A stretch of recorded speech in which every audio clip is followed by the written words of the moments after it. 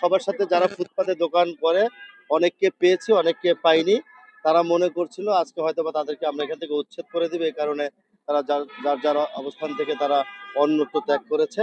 তা আমরা অনেকের সাথে কথা বলে তাদেরকে আশ্বস্ত করেছি, মানবিক কারণে হোক যেই কারণে হোক জনগণের সুবিধাও দিতে হবে, এবং ছোট ছোট ব্যবসায়ী যারা ফুটপাতে করছে তাদেরকে মানবিক কারণে আমরা অন্য একটা ব্যবস্থা করার জন্য আশ্বস্ত করেছি। সেই আলোকে এলাকার যারা প্রতিনিধি আছে এবং সামাজিকভাবে বিভিন্ন রাজনৈতিক দলের নেতৃবৃন্দ তারা উপস্থিত থাকবে আগামী 2-3 দিনের মধ্যে। তাদেরকে একসাথে নিয়ে আমরা একটু কথা বলবো, কথা বলে তাদের মতামত নিয়ে আমরা একটা অন্যত্র ব্যবস্থার মধ্য দিয়ে যাতে ফুটপাতে ক্লিন থাকে এবং জনগণ যাতে স্বাচ্ছন্দ্যে তাদের যাতায়াত পথকে সুগম এবং সুন্দরভাবে ভালোভাবে বেছে নিতে পারে। আহ, এলাকার মানুষ এই যে মেট্রো রেলের নিচে দেখেন 2 সারিতে জায়গা, যখন সকালবেলা তার অফিস আদালতে যায় সে টাইমটা ঠিকভাবে মেনটেন করতে পারে না এই দোকানদের কারণে। সেই দোকানিদেরকে আমরা বারবার চেষ্টা করছি তাদেরকে সহযোগিতা করার জন্য, কিন্তু আজকে আমি অবাক হয়ে গেলাম যে দোকানদাররা আমাদেরকে দেখে দোকানপাট বন্ধ করে দৌড়ে দৌড়ে তারা বিভিন্ন জায়গায় চলে গেল।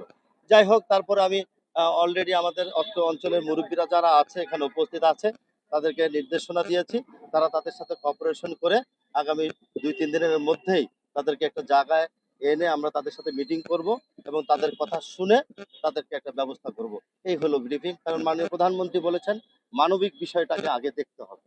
আমি সেই কারণে কিন্তু ছুটে এসেছি তাদের সাথে মানবিক বিষয়টাকে যাতে তাদের খর্ব না হয়, এবং জনগণ যারা সিটি কর্পোরেশনের ট্যাক্স দেয় তাদের যে অধিকার আছে সেই অধিকার থেকে যেন জনগণ বঞ্চিত না হয়। দুইটি বিষয় নিয়ে আমরা কাজ করছি, আশা করছি এই কাজে আমরা সকলের সহযোগিতা থাকবে, আমরা সফল হব।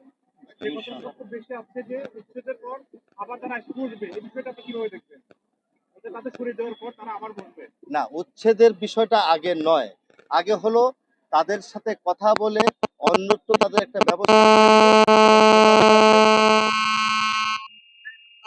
আমাদেরকে একটা ব্যবস্থা করতে আমরা এখানে বসবো না, আমরা সেই পর্যন্ত আমাদেরকে অপেক্ষা করতে হবে। ওকে, থ্যাংক ইউ। দেখেছি যে ফুটওভার যে বৃষ্টি রয়েছে সেই ব্রিজের চতুর্পাশে যে উঠানামার রাস্তাটি হয়েছে সেটি কিন্তু দখল করা আছে দেখেছি।